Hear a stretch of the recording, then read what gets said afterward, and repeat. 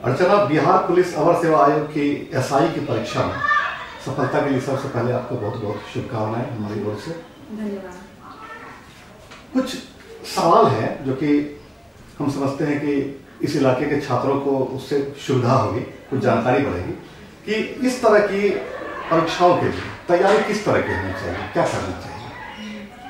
इस तरह के एग्ज़ाम के लिए तैयारी मतलब जब स्टार्ट कर रहे होते हैं तो आपको सिर्फ आपका मतलब एक लक्ष्य होना चाहिए कि हमको वो हासिल करना है और आप उसके हिसाब से आप अपनी तैयारी शुरू कर सकते हैं। मतलब जो इस एग्ज़ाम के लिए बुक्स वगैरह होते हैं वो अवेलेबल करवा सकते हैं आप, और यहाँ पे जो कोचिंग वगैरह हैं आप उनसे मतलब कंसल्ट करके वहाँ से भी आप मार्गदर्शन लिया जा सकता है।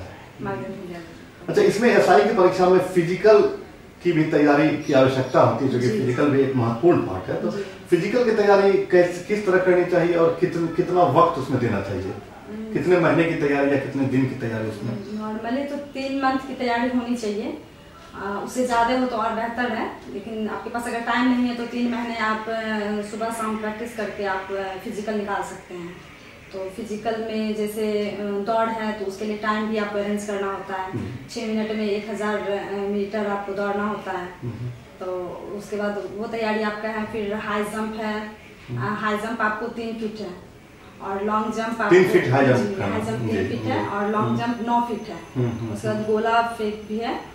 और तो आप सबका मतलब 3 महीने के दरमियान में आप मतलब उसकी सारी तैयारी जो है कंप्लीट पहले से अपने को फिट कर लेंगे आप प्रिपेयर, मतलब आपको हो जाना है कि मतलब ये सब चीज़ आपको करना, तो टाइम आपको मैनेज करना। ये जो आपका जॉब है ये एक अपराध नियंत्रण से संबंधित जॉब है, तो एक महिला पुलिस अधिकारी को अपराध नियंत्रण के क्षेत्र में कार्य करने में किस तरह की चुनौतियों का सामना करना पड़ सकता है? बहुत सारी चुनौतियों का सामना करना पड़ेगा, क्योंकि आप जिस क्षेत्र में हैं तो चुनौतियां तो आएंगी ही आएंगी।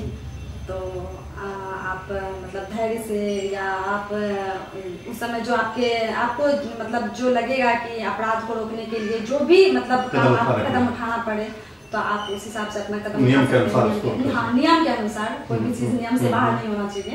तो आपको उस नियम के हिसाब से आपको अपराध को रोकने में मतलब चुनौतियां जो है कोई नहीं, चुनौतियां तो आएंगी और उसका तो उनको आपको डट के उनका सामना करने की जरूरत है।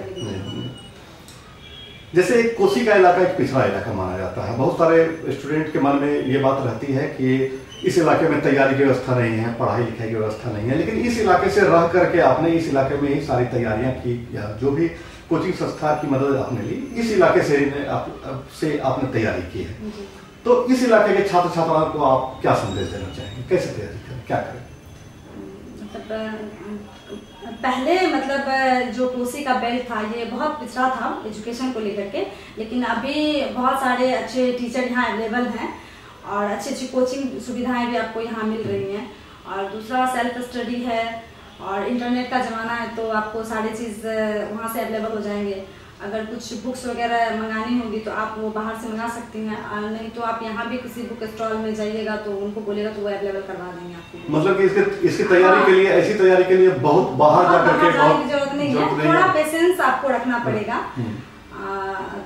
1 से 1.5 साल कम से कम आपको इस चीज के लिए समय देना। हाँ, आपको मतलब सब चीज भूल जाना है कि मेरा मतलब कहीं भाई की शादी हो रही है या कुछ भी हो रहा है, तो वो सब आपको थोड़ा मस्ती जरूरी है, लेकिन आपको 1 से 1.5 साल कंटिन्यू आपको एक लगन चाहिए इसमें। लेकिन एक बात तय है कि इस इलाके में रह करके तैयारी पूरी की जा सकती है। चलिए, आपका बहुत बहुत धन्यवाद। पढ़ते रहिए मधेपुरा टाइम्स, निडर, निर्भीक और निर्णायक।